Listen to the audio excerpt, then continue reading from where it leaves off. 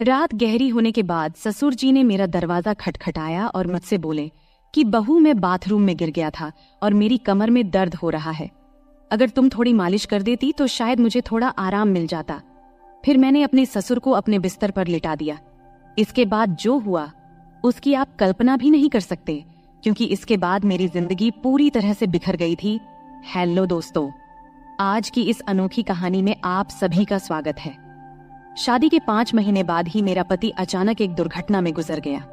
मेरे पिताजी ने बड़ी मुश्किल से मेरी शादी करवाई थी, लेकिन 5 महीने के अंदर ही मैं फिर से अपने मायके के दरवाजे पर आ गई थी। मेरे मायके में मेरी माँ नहीं थी, इसलिए मुझे बहुत डर लगता था कि अगर पिताजी कुछ कहेंगे तो मैं किसके आंचल में अपना मुंह छुपाऊंगी। वहां मेरी सौतेली माँ थी, इसलिए डर और भी ज्यादा था। फिर अचानक एक दिन मेरे ससुर हमारे घर आए और उन्होंने मेरे पिता से कहा कि वह मुझे फिर से अपने घर ले जाना चाहते हैं। मेरी सौतेली माँ ने तुरंत ही हाँ कह दिया, लेकिन मेरे पिताजी ने कहा, अब आपका बेटा नहीं रहा तो आप मेरी बेटी को क्यों ले जाना चाहते हैं। इस पर मेरी सौतेली माँ ने पिताजी से बहस करना शुरू कर दी और कहा, इसमें इतना सोचने की क्या बात है। वो कह रहे हैं कि वह उसे ले जाना चाहते हैं तो उन्हें ले जाने दो। उनके घर की बहू है, बेटी की मौत हो गई तो क्या हुआ, वो अपने ससुराल जा सकती है। माँ की इस झगड़े के बाद पिताजी ने बिना कुछ पूछे कहा, अगर मेरी बेटी वहाँ खुश रहेगी तो एक पिता होने के नाते मुझे खुशी होगी, आप उसे ले जाइए।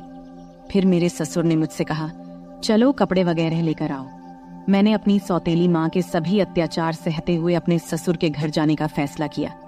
वहां पहुंचने के बाद मैं अपने कमरे में कपड़े बदल रही थी, तभी मेरे ससुर आए और बोले, बहू, एक कप चाय बना लाओ।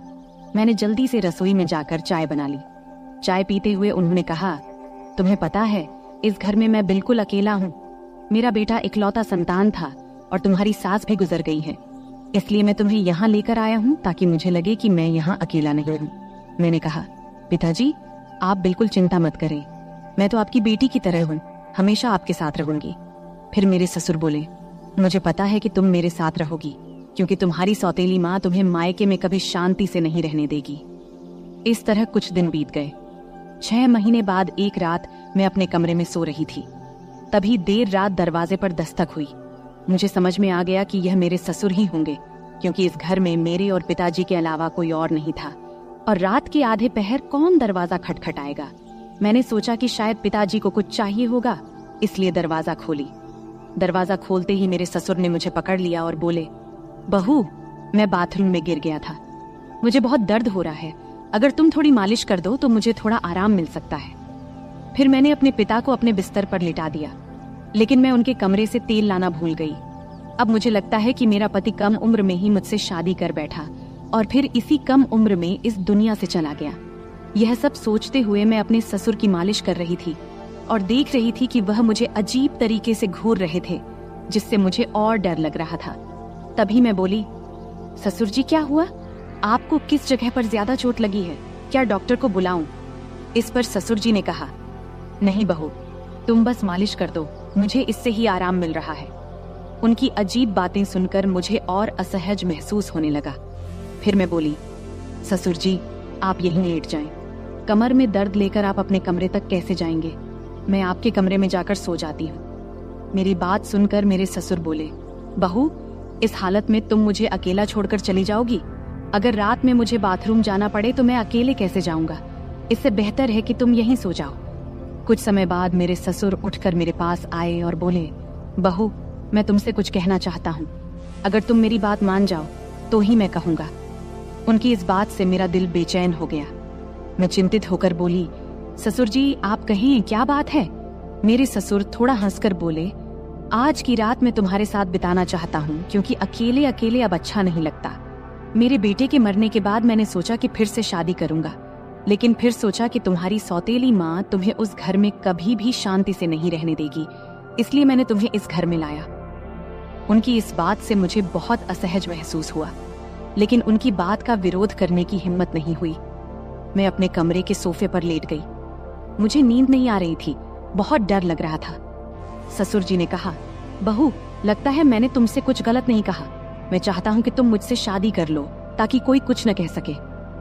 तभी मैं हक्का बक्का होकर बोली, ससुर जी आप यह क्या कह रहे हैं, आप मेरे ससुर हैं और ससुर से शादी कैसे हो सकती है? मेरे ससुर बोले, देखो बहू, मैं मानता हूँ कि कभी मैं तुम्हारा ससुर था, लेकिन तुम्हारे पति को मरे हुए अब 6 महीने हो चुके हैं। अब हमारे बीच ऐसा कोई रिश्ता नहीं है। मैं अकेला हूँ, तुम भी अकेली हो। हम एक दूसरे का साथ दे सकते हैं। उनकी इस बात को सुनकर मेरा मन विचलित हो गया। मैं कुछ कह नहीं पाई। एक ओर सौतेली माँ के अत्याचार, दूसरी ओर ससुर का अजीब व्यवहार। रात बीत गई और अगले दिन सुबह मैं अपने ससुर की बातों को बहुत सोची, अपनी स्थिति का विश्लेषण किया। ससुर का प्रस्ताव मुझे असंभव लग रहा था, लेकिन वास्तविकता मुझे कुछ निर्णय लेने पर मजबूर कर रही थी।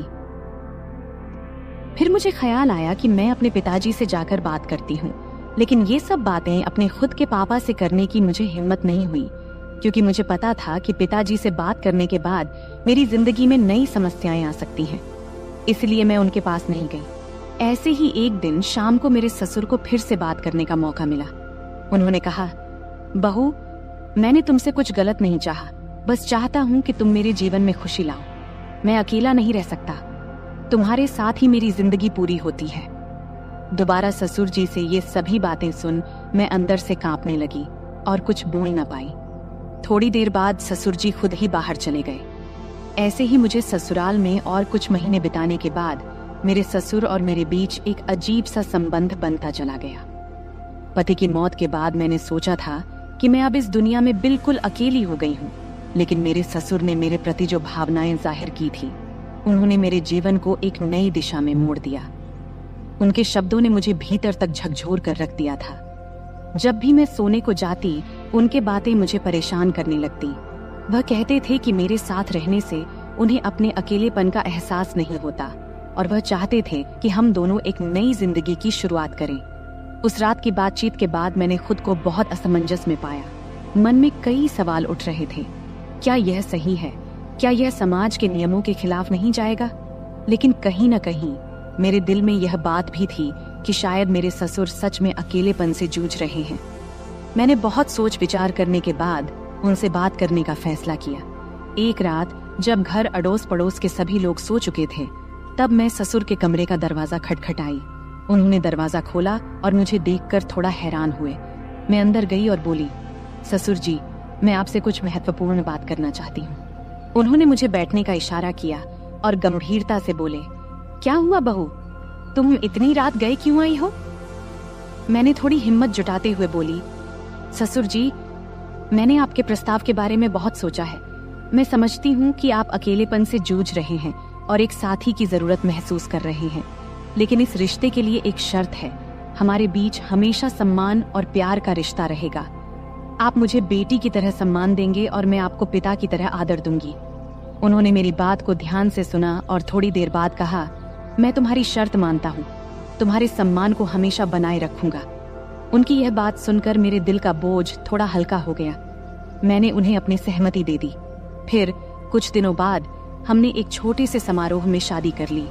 यह शादी समाज की नजर में असामान्य थी, लेकिन हमने अपनी स्थिति को स्वीकार कर लिया था। शादी के बाद के दिन मेरे लिए बेहद चुनौतीपूर्ण रहे। गांव में लोग बातें बनाने लगे, रिश्तेदारों ने हमसे दूरी बनानी शुरू कर दी, लेकिन हमने इन सब की परवाह किए बिना अपने जीवन को आगे बढ़ाने का फैसला किया। हमारे रिश्ते में धीरे धीरे प्यार और समझ बढ़ने लगी। ससुराल में पहले जहां मैं खुद को असहज महसूस करती थी, अब वही घर मुझे अपना लगने लगा था। ससुर ने मेरे लिए हर संभव प्रयास किया ताकि मैं खुश रह सकूं। उन्होंने मेरी हर छोटी बड़ी जरूरत का ध्यान रखा और हर ख्वाहिश पूरी की। वह हर दिन मेरे लिए कुछ न कुछ खास करने की कोशिश करते थे। कभी मेरे पसंदीदा खाने की चीजें लाते, तो कभी मेरे लिए नई साड़ियां खरीदते। धीरे धीरे मैं भी उनके प्रति एक अलग तरह का आदर महसूस करना शुरू कर दी थी। हम दोनों ने मिलकर एक नई जिंदगी की शुरुआत किया। ससुर अब मेरे जीवन का एक अभिन्न हिस्सा बन चुके थे। हमारे बीच का रिश्ता अब सिर्फ ससुर और बहू का नहीं रहा, बल्कि दो दिलों का एक मजबूत बंधन बन गया था।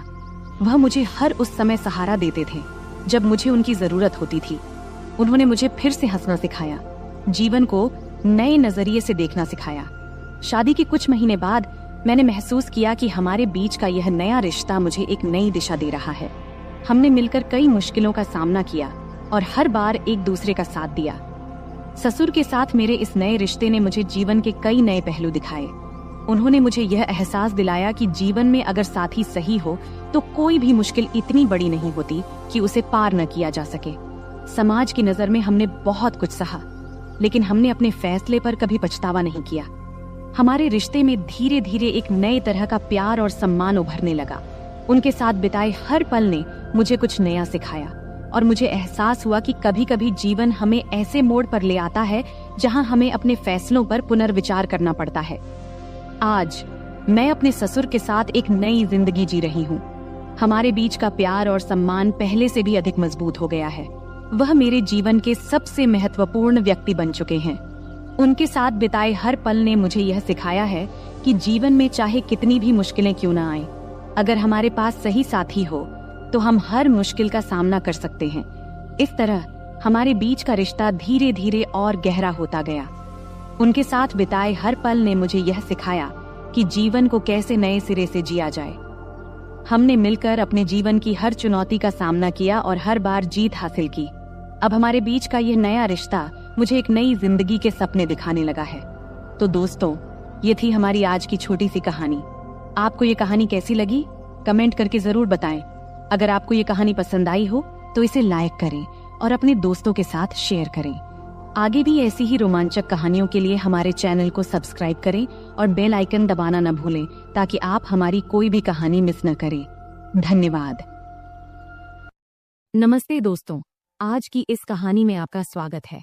मेरा नाम सुमन है और मेरी उम्र 23 साल है। मैं दिखने में काफी सुंदर हूँ। मैं अपनी शरीर की बनावट से दिखने में थोड़ी बड़ी लगती हूँ। मेरे चेहरे की बनावट आकर्षक है, रंग गोरा है और मेरा शरीर न तो बहुत पतला है और न ही मोटा, बल्कि एकदम मध्यम है। मैं गांव में रहती हूँ, इसलिए दूसरी गांव की लड़कियों की तरह मैं भी ज्यादातर सलवार सूट पहनती हूँ। मैंने केवल 10वीं क्लास तक पढ़ाई की है और उसके बाद से घर पर ही रहती हूँ। बाहर से मुझे बहुत ही सीधी सादी और साधारण लड़की समझा जाता था। मैं इतनी होशियार या चालाक भी नहीं थी। लेकिन सच कहूं तो मेरी जिंदगी में कुछ ऐसे दिन आए जब मैंने अपनी हदों को पार कर लिया। तब जिंदगी ने मुझे कुछ ऐसी सीख दी जो मैंने कभी सोची भी नहीं थी। बहुत पहले की बात है, मैं एक ऐसे अनुभव से गुजरी जिसने मेरे दिल दिमाग पर गहरी छाप छोड़ दी। उस समय मेरी मुलाकात गौरव भैया से हुई। मेरे जीवन में उस वक्त बहुत अकेलापन था, लेकिन गौरव भैया के साथ समय बिताना मुझे अच्छा लगने लगा। वो हमेशा मेरे प्रति बहुत केयरिंग रहते थे और उनकी मौजूदगी से मेरा मन हल्का हो जाता था। शुरुआत में जब मैं उनके साथ समय बिताती थी तो शरीर में एक अलग सा दबाव महसूस होता था, जैसे मुझे आराम की जरूरत हो। लेकिन धीरे धीरे सब कुछ सामान्य होने लगा। हमारे बीच ऐसा रूटीन बन गया कि जैसे ही मौका मिलता हम दोनों एक दूसरे के साथ वक्त बिताने के लिए बेताब हो जाते। हालांकि जब घर में और लोग होते तो हमें थोड़ा डर भी लगता कि कहीं कोई हमें देख न ले, लेकिन किसी को भी हम पर शक नहीं होता था क्योंकि गौरव भैया मुझे हमेशा दीदी कहकर बुलाते थे। वैसे भी मैं उम्र में उनसे 3 साल बड़ी थी। उस वक्त सर्दियों का मौसम था और सभी अपने अपने कमरों में रहते थे। रात को सब जल्दी ही अपने अपने कमरों में सोने चले जाते थे। तब मैं और गौरव भैया अलग अलग कमरों में सोते थे। एक दिन रात को जब मैं दरवाजा बंद करके सो रही थी तब एक ऐसी घटना घटी जिसने मेरी जिंदगी में एक नया अनुभव जोड़ा। घटना ये घाटी की, हमारे घर की एक सदस्य, मेरी मामी, काफी ज्यादा बीमार हो गई थी। इस वजह से मेरी माँ और मैं मामी को देखने उनके घर गए। तब हमें छोड़ने के लिए गौरव भैया गाड़ी लेकर आए थे। उन्होंने जब पहली बार मुझे देखा तो बोले, आप तो काफी बड़ी हो गई हो दीदी। तब मैं थोड़ा मुस्कुराई। उसके बाद जब गाड़ी में हम मामी के घर जा रहे थे तो उस वक्त रहते में ही शाम के 6 बज गए थे। तब हमें घर पहुंचने में देरी हो गई थी, इसलिए रास्ते में थोड़ा अंधेरा हो गया था। ठंड के दिन था तो 6 बजे ही अंधेरा हो जाता था। जब हम घर पहुंचे तो देखे कि मामा रसोई में खाना बना रहे थे और मामी बिस्तर पर लेटी हुई थी। तब मेरी माँ रसोई में गई और मामा से कहने लगी, जब इतनी परेशानी हो रही थी तो मुझे पहले ही बता देते, इतनी तकलीफ उठाने की क्या जरूरत थी। फिर माँ खाना बनाने में लग गई और मैं मामी के पास बैठ गई। मामी मुझे देखकर खुश हुई, लेकिन उनकी हालत काफी खराब लग रही थी। थोड़ी देर बाद मेरी माँ ने मामी को खाना दिया और अपने हाथों से खिलाया। उसी समय गौरव भैया ने मुझे आवाज दिया। तब मैं उनकी तरफ देखी और पूछी, क्या हुआ भैया? वो मेरी तरफ ही देख रहे थे, जैसे कुछ कहना चाहते हों। उनकी बातों ने बाद में मुझे एक नया अनुभव दिया। रात को जब खाने का वक्त हुआ तो मैं कमरे में गई। जहां गौरव भैया खाना खा रहे थे। उन्होंने मुझे देखते ही कहा, दीदी आइए साथ में खाना खाते हैं। मैंने मना करते हुए कहा, नहीं भैया आप पहले खाइए, मैं बाद में खा लूंगी। लेकिन उन्होंने जोर देकर मुझे बैठा लिया। मैं भी भूखी थी, इसलिए ज्यादा ना नुकुर नहीं की और हम दोनों ने साथ बैठकर खाना खाने लगी। तब हम दोनों ने बहुत मजे से खाना खाया, क्योंकि खाना हम साथ लेकर आए थे। खाना खत्म होने के बाद मैं अपनी माँ के कमरे में सोने के लिए जाने लगी। तभी गौरव भैया ने कहा, दीदी अगर आपको बुरा ना लगे तो आप यहीं मेरे कमरे में सो जाइए। उनकी ये बात सुनकर मैं हैरान रह गई और मैंने कहा, नहीं भैया मैं माँ के साथ सोऊंगी। लेकिन तब बार बार वे मुझसे विनती करने लगे। आखिरकार मैं मान गई। ठीक है मैं यहाँ सो जाऊंगी, लेकिन पहले मम्मी को बता देना चाहती हूँ कि मैं आपके कमरे में सोऊंगी। इस पर गौरव भैया खुद जाकर मम्मी को बताए कि मैं उनके कमरे में सो रही हूँ। इधर मैंने अपने सलवार कुर्ते बदल लिए, क्योंकि मेरे कपड़े थोड़े ज्यादा टाइट थे। जब गौरव भैया ने मुझे नए कपड़ों में देखा तो मुस्कुराते हुए बोले, दीदी आप इस ड्रेस में कमाल की लग रही हैं, आप इतनी खूबसूरत क्यों हैं? तब मैंने कुछ नहीं कहा, बस मुस्कुराकर बात बदल दी। फिर मैंने चादर ओढ़ ली और बिस्तर पर बैठ गई। गौरव भैया भी अपने सोने का इंतजाम नीचे फर्श पर करने लगे। तब मैंने कहा, भैया बिस्तर पर ही सो जाओ, यहाँ काफी जगह है। मेरे कहते ही गौरव भैया भी चादर ओढ़कर मेरे पास बैठ गए। गौरव भैया बहुत हंसमुख और मजाकिया इंसान थे। उन्होंने मजेदार बातें करके मुझे काफी देर तक हंसाया। बात करते करते कब रात के 12 बज गए पता ही नहीं चला और न जाने कब मैं सो गई। सुबह जब मेरी नींद खुली तो मैंने देखा कि गौरव भैया मेरे बालों से खेल रहे हैं। मुझे जागते देख वो मुस्कुराते हुए बोले, गुड मॉर्निंग दीदी, कैसी हो?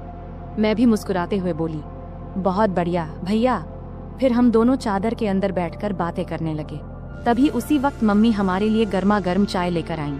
सुबह बहुत ठंडी थी, इसलिए चादर में बैठकर चाय पीना अच्छा लग रहा था। गौरव भैया बार बार मेरी तरफ देख रहे थे। मैंने मुस्कुराते हुए पूछा, क्या है भाई, ऐसे क्यों देख रहे हो? वो मजाक करते हुए बोले, आपकी आंखें बहुत बड़ी और खूबसूरत हैं। सच कहूं दीदी, आपकी आंखों में देखने से मन खुश हो जाता है। तब मैं मस्ती में बोली, सुबह जब मैं सो रही थी तब क्या कर रहे थे? तब वो हल्का सा मुस्कुराए और बोले, कुछ नहीं दीदी, आपके बाल ठीक कर रहा था। गौरव भैया दिखने में काफी सुंदर थे। उनके चेहरे पर अभी दाढ़ी मूंछ भी नहीं आई थी और चेहरा बहुत साफ था। मेरी तुलना में उनकी हाइट थोड़ी सी कम थी, लेकिन उनकी कुछ हरकतें मुझे कभी कभी हैरान कर देती थीं। सुबह का वक्त थोड़ा व्यस्त था। मम्मी घर के कामों में व्यस्त थीं और मामू काम पर जाने के लिए तैयार हो रहे थे। तब मैं भी मम्मी की मदद करने लगी। इतने में मामू खाना पैक करके काम पर निकल गए। मेरी रोज सुबह नहाने की आदत थी, इसलिए रोज की तरह मैं नहाने के लिए बाथरूम की ओर गई। मुझे नहीं पता था कि गौरव भैया भी उसी वक्त नहाते हैं। जैसे ही मैंने बाथरूम का दरवाजा खोला तो मैं शर्म से लाल हो गई और तेजी से अपने कमरे में भाग आई। गौरव भैया उस वक्त नहा रहे थे। उनके चेहरे पर साबुन लगा था, इसलिए उन्होंने मुझे देखा भी नहीं। लेकिन मैं इतनी ज्यादा शर्मिंदा हो गई कि वह दृश्य बार बार मेरे दिमाग में घूमने लगा। कमरे में बैठकर मैं अपनी ही सोच में खो गई और हल्के हल्के हंसने लगी। इतने में गौरव भैया नहाकर कमरे में आए। मुझे अकेले हंसते हुए देखकर उन्होंने मजाक में कहा, क्या बात है दीदी, आज तो बहुत खुश लग रही हो। उनकी बात सुनकर मैं थोड़ा चुप हो गई और बोली, नहीं भाई, ऐसा कुछ नहीं है, बस यूं ही हंस रही थी। गौरव भैया ने मोबाइल चलाते हुए पास आकर बैठ गए और बोले, सच सच बताओ दीदी, क्या सोच रही थी जो इतनी हंसी आ रही थी? तब मैंने हंसते हुए कहा, नहीं भाई, कुछ भी खास नहीं।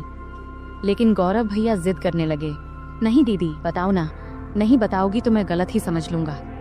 तब मैंने कहा, प्लीज भैया, इस बात को यहीं खत्म करो, इसमें सोचने लायक कुछ भी नहीं है। फिर मैं जल्दी से उठी और नहाने के लिए चली गई।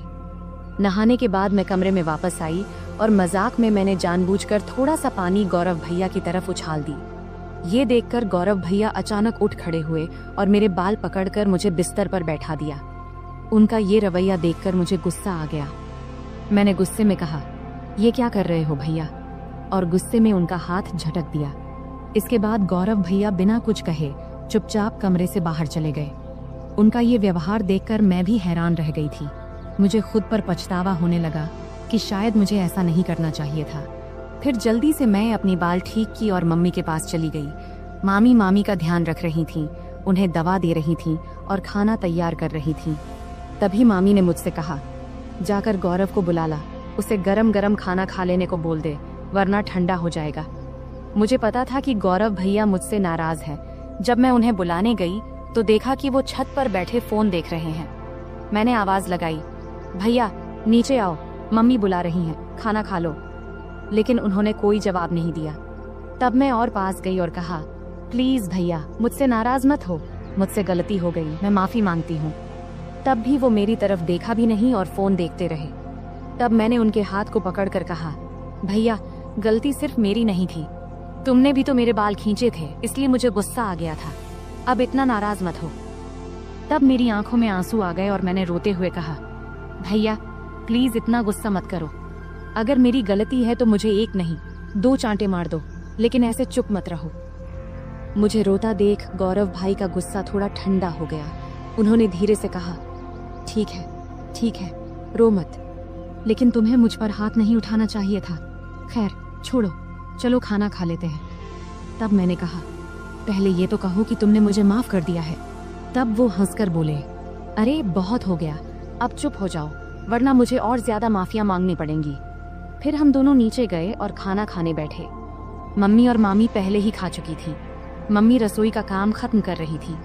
खाने के बाद मैं मामी के पास बैठ गई और उनके साथ बातचीत करने लगी। मामी की तबीयत का हालचाल लेने लगी। इसी बीच मम्मी ने कहा, हम दोनों पास के घर में मिलने जा रहे हैं, तुम और गौरव यहीं रहो। मैंने गौरव से कह दिया है कि कहीं बाहर न जाए, हम जल्दी लौट आएंगे। फिर मम्मी और मामी बाहर चली गईं और मैं मामी का कमरा साफ करने लगी। तभी गौरव भैया मस्ती करते हुए आ गए। मैंने उनसे कहा, भैया प्लीज मेरे लिए कुछ ला दो। उन्होंने मुस्कुराकर कहा, बोलो दीदी क्या चाहिए। मैंने कहा, मेरे लिए चॉकलेट ले आओ, मुझे बहुत पसंद है। गौरव भैया हंसते हुए बोले, ठीक है, तुम कमरे की सफाई करो, मैं चॉकलेट लेकर आता हूँ। गौरव भैया चॉकलेट लेने चले गए और मैं कमरे की सफाई करने लगी। जब मैंने मामी की अलमारी खोली तो वहाँ मेकअप का सामान रखा देखी। सजने संवरने का मेरा भी बहुत शौक था, तो मैंने मामी का मेकअप इस्तेमाल करना शुरू कर दिया। फिर मैंने मामी के झुमके और गहने पहन लिए और अलमारी से लाल साड़ी निकाल ली। जब गौरव भैया चॉकलेट लेकर वापस आए तब मैं पूरी तरह से सज धज कर नई दुल्हन की तरह तैयार हो चुकी थी। तब मैंने बाल खोल रखे थे, लिपस्टिक लगा रखी थी और हाथों में चूड़ियां भी पहन ली थीं। जैसे ही वे कमरे में दाखिल हुए, मुझे इस रूप में देखकर हैरान रह गए। उनके मुंह से बस यही निकला, दीदी आप तो शानदार लग रही हैं। फिर मैंने उनसे चॉकलेट ली और बिस्तर पर बैठकर खाने लगी। गौरव भैया भी पास में बैठ गए और तब उनकी नजरें मुझसे हट नहीं रही थीं। तब मैंने कहा, भैया इतना मत देखो, मुझे असहज लग रहा है। गौरव भैया हंसकर बोले, क्या करूं दीदी, आप पर से नजर हट ही नहीं रही, आप साड़ी में इतनी सुंदर लग रही हो, मानो कोई परी हो। फिर मजाक में बोले, मन कर रहा है कि आपको अपनी दुल्हन बना लूं। मैं समझ रही थी कि उस वक्त उनके मन में क्या चल रहा था, पर मैंने हल्की हंसी के साथ बात को दूसरी ओर मोड़ दिया। मैंने मजाक में कहा, तो फिर रुक क्यों गए, बताओ मुझे पत्नी बनाकर क्या करोगे। तब गौरव भैया थोड़ा हंसकर बोले, रहने दो दीदी, मुझे पता है तुम जानबूझकर ये पूछ रही हो। तब मैंने कहा, तो क्या तुम अपनी दीदी का फायदा उठाना चाहते हो, अगर मम्मी को पता चल गया तो क्या होगा। तब गौरव भैया बोले, दीदी इतनी चिंता मत करो, हम तो घर में ही हैं और किसी को पता भी नहीं चलेगा, तुम बस एक बार हाँ कह दो, मैं सब संभाल लूंगा। तब मैंने मुस्कुराते हुए कहा, तो पहले बताओ तुम ये सब साड़ी देखकर कह रहे हो या पहले से ऐसा सोच रहे थे। गौरव भैया हंसकर बोले, सच कहूं तो जब से तुम आई हो तभी से ऐसा लग रहा है, अगर तुम एक बार मान जाओ तो सब आसान हो जाएगा। तब मैंने मजाक में कहा, ठीक है, जब तुम चाहो मैं तुम्हारी बात मानूंगी, लेकिन तुम्हें अपनी जिम्मेदारी ठीक से निभानी होगी। इस पर भैया बहुत खुश होकर बोले, थैंक्स दीदी, मुझे पता था तुम मुझे ना नहीं कहोगी, तुम सच में सबसे अच्छी हो। मैंने कहा, रुको, इतनी तारीफ करने की जरूरत नहीं है और शाम को मेरे लिए और भी चॉकलेट लाना मत भूलना। तब गौरव भैया ने कहा, ठीक है दीदी, 1 मिनट रुको, मैं आता हूँ। जब वह बाहर चले गए तो मुझे थोड़ी असुविधा महसूस हुई। जब वह वापस आए तो मैंने कहा, गौरव भैया इस वक्त मुझे थोड़ी परेशानी हो रही है, शाम को इस बारे में बात करेंगे। लेकिन गौरव भैया मेरी बात मानने को तैयार नहीं थे। उन्होंने शांत स्वर में कहा, दीदी, इतनी चिंता क्यों कर रही हो? डरने की कोई बात नहीं है, सब ठीक हो जाएगा। अगर तुम्हें असुविधा हो रही है तो आंखें बंद कर लो। तब मैंने आंखें बंद कर लीं और गौरव भैया मुझे तभी उसी पल दरवाजे पर अचानक दस्तक हुई, जिससे हम दोनों डर गए। कुछ समय बाद बाहर से मम्मी की आवाज आई, कोई है कमरे में? तब मैं तुरंत बिस्तर से उठ गई, क्योंकि मैं साड़ी में पूरी तरह सज धज कर तैयार थी। ऊपर से मामी के कमरे में थी।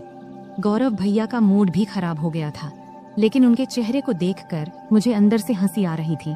मैंने तुरंत गौरव भैया को कमरे से बाहर कर दिया और खुद भी साड़ी उतारकर सामान्य कपड़े पहन ली।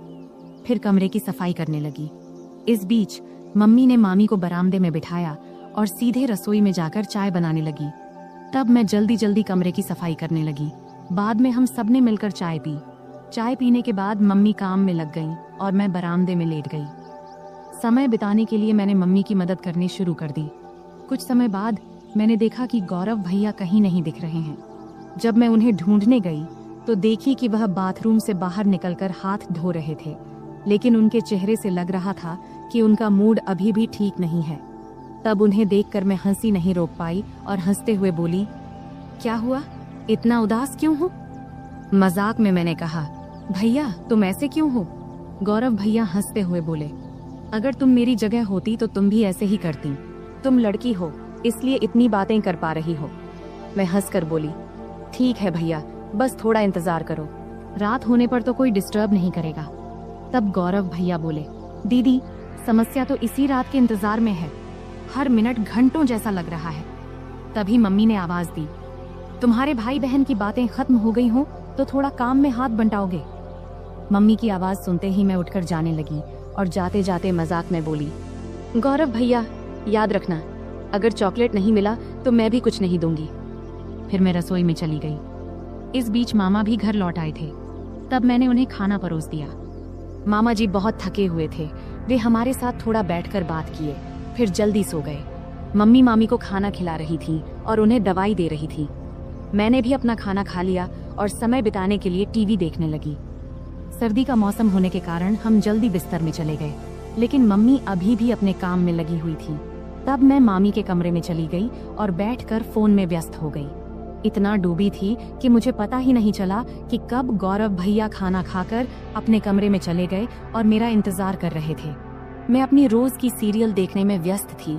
जब मैं नहीं गई तो गौरव भैया खुद मुझे बुलाने आ गए। कमरे में आकर भैया बोले, दीदी आओ, मैं तुम्हारा बहुत देर से इंतजार कर रहा हूँ। तभी मम्मी ने कहा, कोई बात नहीं, अगर तुम अकेले सोना चाहते हो तो सो जाओ, तुम्हारी दीदी मेरे साथ सो जाएगी। मम्मी की बात सुनते ही भैया जल्दी से बोले, नहीं नहीं, हम तो बस बातें कर रहे थे, वैसे भी कुछ दिनों बाद आप लोग चले जाएंगे, फिर पता नहीं कब मुलाकात होगी और दीदी के साथ खेल पाऊंगा। तब मैंने मम्मी को आश्वस्त करते हुए कही, मम्मी भैया सही कह रहे हैं। इसके बाद मम्मी ने कहा, ठीक है, जैसा तुम चाहो, और हम कमरे में चले गए। कमरे में जाते ही गौरव भाई ने जल्दी से दरवाजा बंद कर दिया। तब मैं समझ गई कि भैया अब और इंतजार नहीं कर पा रहे हैं, लेकिन तब भी मम्मी और मामी जाग रहे थे, इसलिए मैंने कहा, भैया थोड़ा धैर्य रखो, सब सो जाएं, फिर बात करेंगे। अगर किसी ने मेरी आवाज सुन ली तो मुश्किल हो जाएगी। भैया बोले, दीदी और इंतजार नहीं होता। तभी मुझे चॉकलेट की याद आई। मैंने कहा, ठीक है भैया, लेकिन पहले मेरी चॉकलेट दो। भैया ने तुरंत जेब से चॉकलेट निकालकर दे दिया। फिर मैं चॉकलेट खाने लगी और भैया परफ्यूम लगाने लगे। शुरुआत में हम मजाक में थोड़ी थोड़ी नोक झोंक करने लगे। इससे हमारे बीच मजेदार झगड़ा शुरू हो गया। हम बिस्तर पर कूदने लगे, क्योंकि हमारी उम्र अभी भी छोटे बच्चों जैसी थी। तभी मम्मी ने चिल्लाकर कहा, सुमन बहुत हो गया, अब सो जाओ, क्योंकि बिस्तर की आवाज उनके कमरे तक जा रही थी। इसके बाद गौरव भैया ने तुरंत फर्श पर बिस्तर बिछा दिया, जिससे आवाज बंद हो गई। फिर गौरव भैया ने मुझे रात के 3 बजे तक सोने नहीं दिया। सुबह जब हमारी आंख खुली तब मम्मी दरवाजा खटखटा रही थी। उसमें बिस्तर पर ही थी, लेकिन उठ नहीं पा रही थी, इसलिए गौरव भैया ने मुझे उठाकर बिस्तर पर बिठा दिया और खुद दरवाजा खोलने गए। तब मम्मी हमारे लिए चाय लेकर आईं। मुझे देखकर उन्होंने कहा, मैंने कहा था सुमन समय पर सो जाना, अब देखो तो तुम्हारी आंखें कितनी लाल हो गईं। मेरी आंखें अब सच में लाल हो गई थीं। मैंने बिना कुछ कहे चाय पीना शुरू कर दिया। यहाँ तक कि मैंने मुंह भी नहीं धोया क्योंकि पूरा शरीर दर्द से टूट रहा था। मम्मी चाय रखकर चली गईं। गौरव भैया जब कमरे में आए तो मैंने गुस्से में कहा, भैया मैंने तो कहा था थोड़े समय के लिए, लेकिन तुमने मेरी बात नहीं मानी। अब देखो मेरा शरीर कितना थक गया है, मैं ठीक से खड़ी भी नहीं हो पा रही हूँ। अगर मम्मी ने पूछ लिया तो मैं क्या कहूँगी। तब गौरव भैया ने जल्दी से जवाब दिया, दीदी चिंता मत करो, मैं मेडिकल स्टोर से दवा लेकर आता हूँ, उसे लेने के बाद तुम्हारा शरीर ठीक हो जाएगा। इसके बाद मैंने लगातार 4-5 दिन तक भैया को पास नहीं आने दिया, लेकिन इससे उनका उत्साह कम नहीं हुआ। वे हर दिन मेरे आसपास घूमते रहते थे और नियमित रूप से चॉकलेट लाते रहते थे। भैया मेरे सारे काम कर देते और मैं जो चाहती वे हंसते हंसते कर देते, इसलिए मैंने भी इसका मजा लेना शुरू कर दिया। कभी कभी उनसे पैर का दर्द कम करने के लिए मसाज करवा लेती, कभी सिर की मालिश करवा लेती, मस्ती में कभी कभी हल्के से मार देती और सारा दिन उनके फोन पर सीरियल देखती। 4-5 दिनों के बाद भैया का व्यवहार थोड़ा बदल गया, इसलिए मैंने उन्हें ज्यादा कुछ नहीं कहा। एक दिन हम दोपहर में घर में अकेले थे और बहुत मस्ती किए। उस दिन घर में कोई नहीं था। भैया ने पूरा दिन मुझे कहीं बैठने नहीं दिया और हमेशा अपने पास रखा। इस घटना के बाद मैं और भैया बहुत सामान्य हो गए। जब भी उनका मन करता वे मुझे कमरे में बुला लेते और मैं भी अब इसकी आदत डाल चुकी थी। हमने उन दिनों का भरपूर आनंद लिया, लेकिन जीवन में हर अच्छे समय के बाद एक बुरा समय भी आता है और ये बुरा समय भी भैया की वजह से ही आया। दरअसल 20 दिन के बाद अब हमें गांव लौटना था, क्योंकि अब मामी काफी स्वस्थ हो चुकी थी और हमें वहां बहुत दिन हो गए थे। तब मम्मी ने अचानक वापसी का फैसला किया और उन्होंने पापा को कुछ भी नहीं बताया। जब मैंने और भैया ने ये सुना तो हमें बिल्कुल अच्छा नहीं लगा।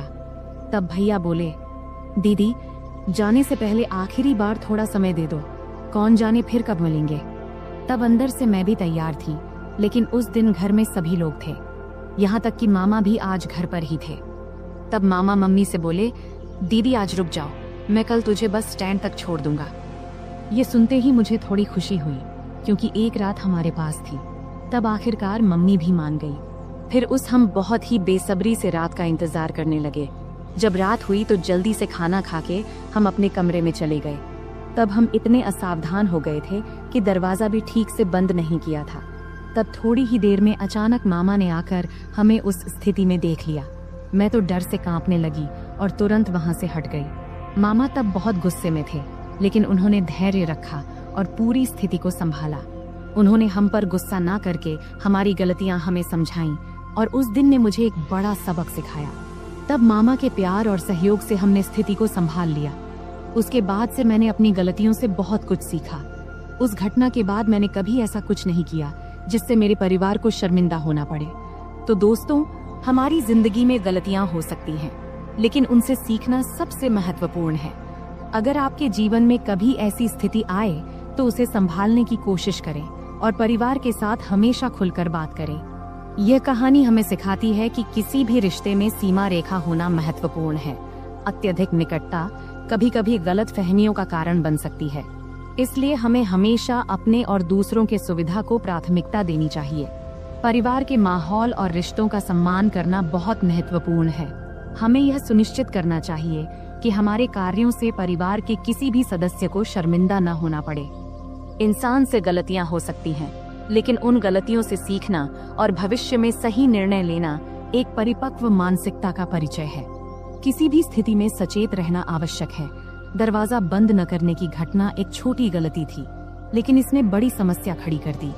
इससे समझ में आता है कि छोटी छोटी बातों में भी सावधानी बरतनी चाहिए, क्योंकि इनका जीवन पर बड़ा असर पड़ सकता है। तो दोस्तों, यह थी हमारी आज की छोटी सी कहानी। आपको यह कहानी कैसी लगी, कमेंट करके जरूर बताएं।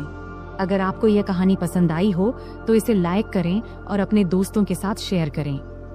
आगे भी ऐसी ही रोमांचक कहानियों के लिए हमारे चैनल को सब्सक्राइब करें और बेल आइकन दबाना न भूलें, ताकि आप हमारी कोई भी कहानी मिस न करें। धन्यवाद। नमस्ते दोस्तों, आज की इस कहानी में आपका स्वागत है। इस कहानी में मेरा नाम राहुल है। मैं उत्तर प्रदेश के एक छोटे से शहर अंबेडकर नगर में रहता हूँ। वहीं मैं और मेरा परिवार रहता है। पैसे की कमी नहीं है, पिताजी खूब कमाते हैं और मैं कॉलेज में पढ़ता हूँ। आज मैं आपको मेरी अचानक घटी एक कहानी सुनाने जा रहा हूँ। यह उस समय की बात है जब मैं कॉलेज में पढ़ता था, और उस समय मैं उतना होशियार भी नहीं था। हमारे घर में मैं, मेरी मम्मी और मेरे पिताजी रहते हैं। हमारा घर काफी बड़ा है, जैसे किसी अमीर का बंगला हो। पिताजी हमेशा सुबह काम पर निकल जाते हैं और रात को देर से घर आते हैं। उस समय घर पर मैं और मम्मी ही होते थे। मैं कुछ देर पढ़ाई करता था और फिर सो जाता था, लेकिन मम्मी हमेशा पिताजी का इंतजार करती रहती थी। उस समय मैं कॉलेज के आखिरी साल में था। एक सुबह जब मैं कॉलेज जाने की तैयारी कर रहा था तो मैंने मम्मी की तेज आवाज सुनी। वो कह रही थी, क्या कर रहे हो तुम?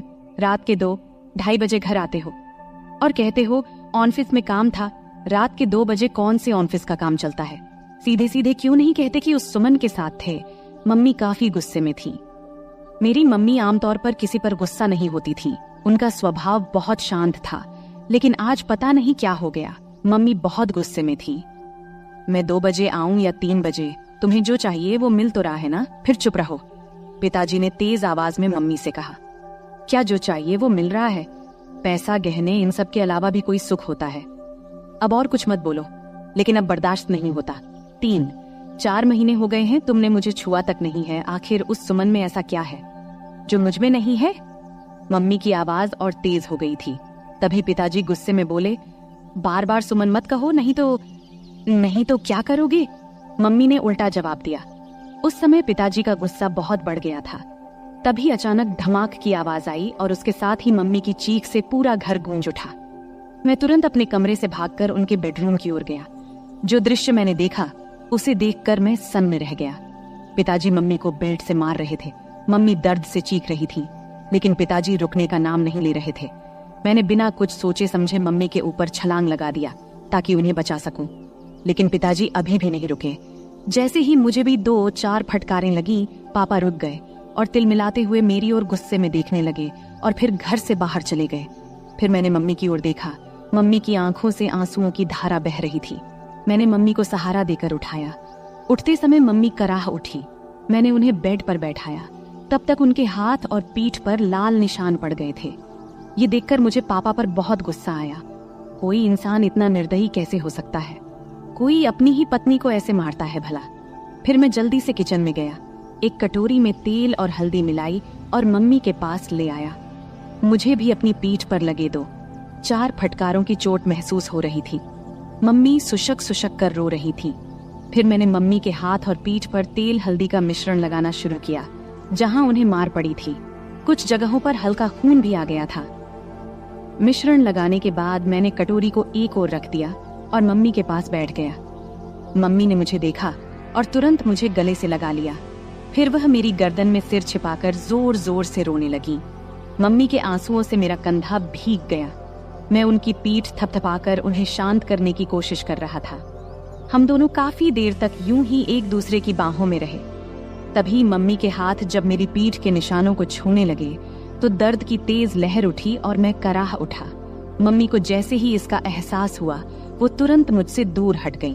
फिर मम्मी ने मेरा शर्ट ऊपर उठाया और उसी कटोरी से तेल हल्दी का मिश्रण धीरे धीरे मेरी पीठ पर लगाने लगी। लगाते समय भी वो सुशक रही थी। तू क्यों मेरे लिए बीच में आया? बेवजह तुझे मार पड़ी, मम्मी ने ऐसा कहा। फिर मैंने उनसे कहा, मम्मी, तुम्हारे लिए अगर मेरी जान भी चली जाती तो मुझे कोई दुख नहीं होता, लेकिन उन्होंने तुम्हें क्यों मारा? जब मैंने यह पूछा तब मम्मी मेरी ओर देखते हुए बोली, तुझे बताऊं या ना बताऊं ऐसा सोच रही हूँ। छोड़, पर अब तुझे ये सब जान लेना चाहिए। पिछले 2 साल से तुम्हारे पापा ऑफिस की एक लड़की के चक्कर में हैं। रात को देर से आते हैं और मेरा तो जैसे कोई अस्तित्व ही नहीं है उनके लिए। और मुझे ये बताते हुए भी शर्म आ रही है कि पिछले कई महीनों से उन्होंने मुझे छुआ तक नहीं है।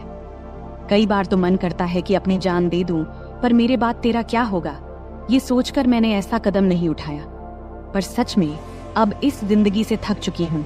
अब मैंने तय कर लिया है, एक ही घर में रहूंगी, लेकिन उनसे कोई भी संबंध नहीं रखूंगी।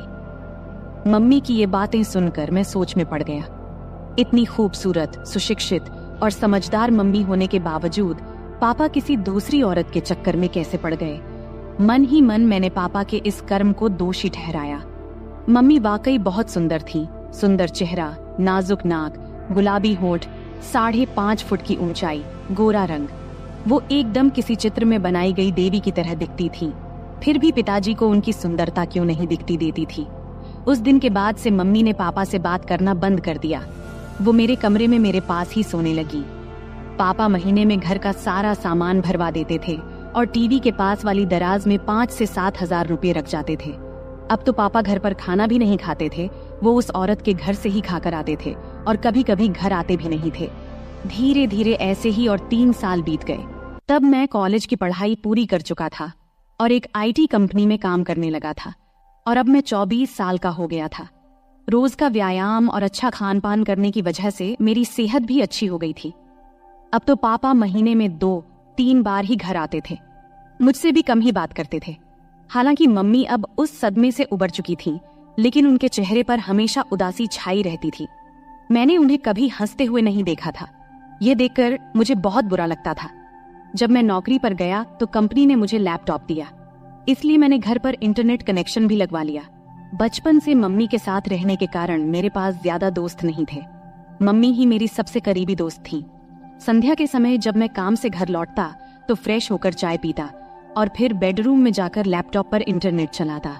यह मेरा समय बिताने का जरिया बन गया था। उस वक्त की उम्र के कारण मैं इंटरनेट पर तरह तरह फिल्में देखता रहता था, लेकिन मुझे सबसे ज्यादा माँ और बेटे के बीच की फिल्में पसंद आने लगी थी। धीरे धीरे मेरी नजरें मम्मी को देखने के तरीके में भी बदलाव आने लगा था। एक दिन सोमवार का दिन था, रात के करीब 9 बजे होंगे। अचानक पापा घर आए। हमारा घर मम्मी के नाम पर था। पापा मम्मी से कहने लगे कि घर उनके नाम कर दें। तब मम्मी ने इनकार किया तो पापा उन्हें बहुत बुरा भला कहने लगे।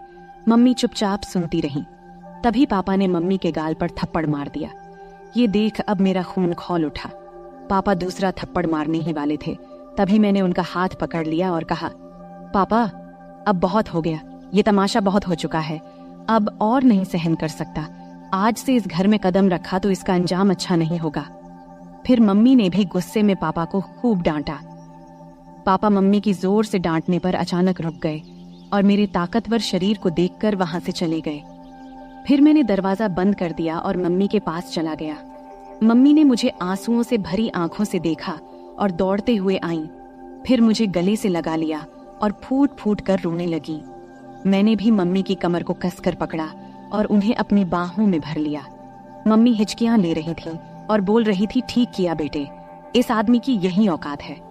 आज के बाद अगर ये घर में दोबारा ना आए तो अच्छा ही है। मम्मी बोली, अब इस घर में उसकी आने की हिम्मत नहीं होगी और अगर आ भी गया तो मैं उसे छोड़ूंगा नहीं। मैंने गुस्से में मम्मी से कहा। फिर मम्मी ने चिंतित होते हुए कहा, राहुल बेटा, मत उलझ इस आदमी से।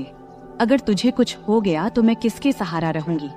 फिर मैंने भावुक होकर बोला, तू चिंता मत कर मम्मी, उस समय मेरे पास नौकरी नहीं थी इसलिए हम मजबूर थे, लेकिन अब मेरे पास अच्छी नौकरी है। तू चिंता मत कर, मैं तुझे कुछ नहीं होने दूंगा, मैंने मम्मी को आश्वस्त देते हुए कहा। फिर एक दिन मैं दोपहर में काम से घर वापस आया। मैंने अपनी चाबी से दरवाजा खोला और अंदर आया। तभी मुझे एक अजीब आवाज सुनाई दी। मैं बेडरूम के दरवाजे के पास गया, तब दरवाजा अंदर से बंद था। मैंने दरवाजे की होल से अंदर झांका और देखा कि मम्मी अंदर किसी के साथ थीं। जो नजारा मैंने देखा उसे देखकर मैं चौंक गया। लगभग 10 मिनट तक मैं वहीं देखता रहा। अचानक मम्मी बेहोश होकर गिर पड़ी। फिर मैं दरवाजे से हट गया और धीरे से बाहर बरामदे का दरवाजा खोला। फिर जोर से कहा, मम्मी मैं आ गया हूँ, तुम कहाँ हो। ये कहते हुए मैंने अपने हाथ में पकड़ा बैग सोफे पर रख दिया और जूतों के फीते खोलने लगा। कुछ ही देर में मम्मी ने बेडरूम का दरवाजा खोला और बाहर आई। मुझे अचानक देखकर उनके चेहरे पर घबराहट और आश्चर्य के भाव थे। मैंने जल्दी से अपने जूते उतारे और बेडरूम में घुस गया। टेबल पर मुझे केले की प्लेट दिखाई दी। मैंने एक केला उठाया और खाने लगा। मम्मी मेरे पीछे पीछे आई। मैं जैसे ही केले को खाने वाला था, मम्मी कुछ बोलने वाली थी, लेकिन मैंने पहले ही केले को मुंह में डाल लिया था। मम्मी हैरानी से मेरी ओर देख रही थी और मैं शांति से केला खा रहा था। केला थोड़ा कच्चा था, इसलिए पूरी तरह से मीठा नहीं था। मम्मी, केले बहुत अच्छे हैं और है क्या? मैंने केले खाते हुए मम्मी से पूछा।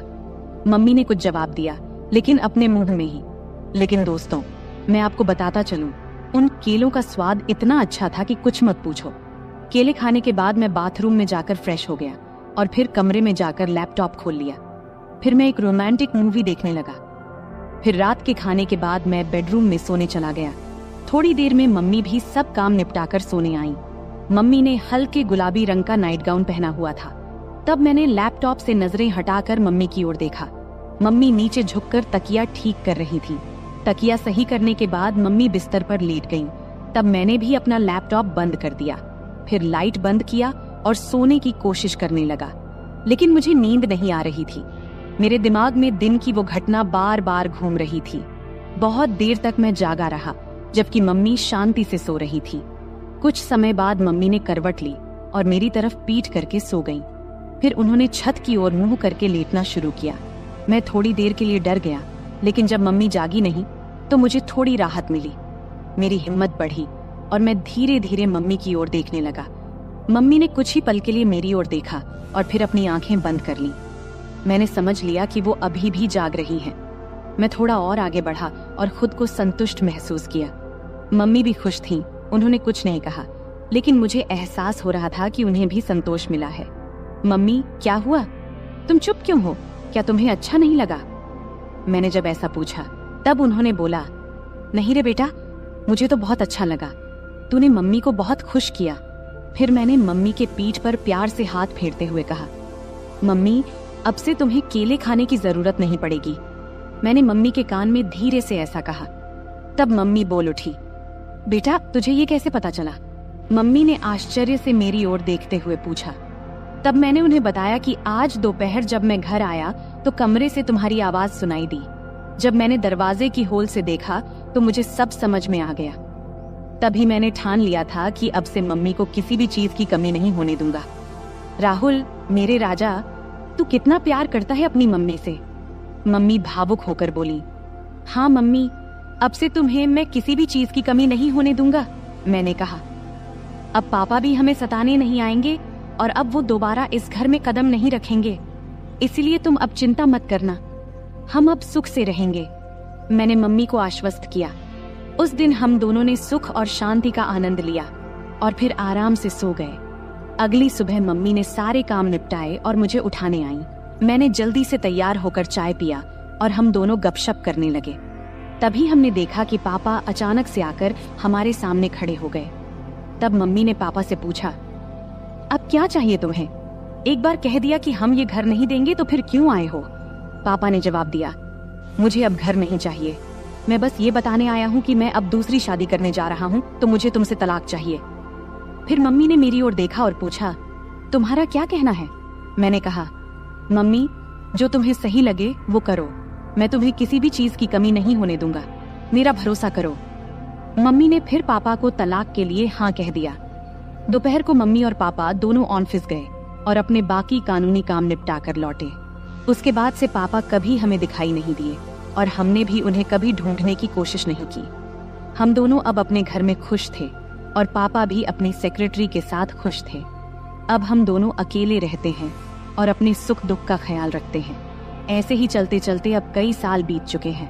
अब मम्मी मुझसे कहने लगी है कि अभी तेरा बहुत जीवन बाकी है, तू किसी अच्छी लड़की को देख ले जिससे मैं तेरा विवाह करा सकूं, और हाँ, शादी के बाद मुझे भूल मत जाना। मैंने हंसते हुए कहा, तुम्हें कैसे भूल सकता हूँ मम्मी, तुम तो मेरी मम्मी हो। फिर हम दोनों हंसने लगे। अगले कुछ महीनों तक हमारा जीवन बहुत शांति और खुशी से बीत रहा था। मम्मी और मैं अब एक दूसरे का ख्याल रखते थे और एक दूसरे के साथ खुश थे। लेकिन मम्मी की बात मेरे दिमाग में अक्सर घूमती रहती थी। उन्होंने कहा था कि अब मुझे अपने जिंदगी के बारे में सोचना चाहिए और किसी अच्छी लड़की से शादी कर लेनी चाहिए। मैंने इस बारे में गंभीरता से सोचना शुरू किया और एक दिन मम्मी से खुलकर बात किया। मैंने उनसे कहा, मम्मी, आपने सही कहा था, अब वक्त आ गया है कि मैं अपने जीवन के अगले पड़ाव की ओर बढ़ूं। मुझे लगता है कि अब मुझे भी किसी के साथ अपना जीवन बिताने की जरूरत है। मम्मी ने मेरे चेहरे की ओर देखा और प्यार से मुस्कुराई। फिर उन्होंने कहा, बिल्कुल बेटा, मैं हमेशा चाहती थी कि तू अपनी जिंदगी को खुशी और प्यार से भर ले। मैं तेरे लिए बहुत खुश हूँ। इसके बाद मम्मी ने मेरे लिए लड़की देखनी शुरू की। कुछ ही दिनों में मम्मी को एक अच्छा रिश्ता मिला। लड़की का नाम स्नेहा था। स्नेहा बहुत समझदार और संस्कारी लड़की थी। जब मैंने उससे पहली बार मुलाकात किया तो मुझे ऐसा लगा जैसे मेरे जीवन का वो खालीपन भर गया हो। स्नेहा और मैं जल्द ही शादी के बंधन में बंध गए। शादी के बाद हमारा घर और भी खुशहाल हो गया। मम्मी, स्नेहा और मैं एक परिवार की तरह रहने लगे। मम्मी को अब इस बात की खुशी थी कि उन्होंने मुझे अकेलेपन से बाहर निकालकर मेरे लिए एक नया जीवन शुरू करने में मदद की थी। समय बीतता गया और हमारा जीवन पहले से भी बेहतर होता चला गया। मम्मी अब पहले से ज्यादा खुश थीं और मुझे भी इस बात की तसल्ली थी कि मैंने उनका हर सपना पूरा कर दिया था। अंत में मैंने सीखा कि जीवन में रिश्तों की अहमियत कितनी होती है, चाहे वो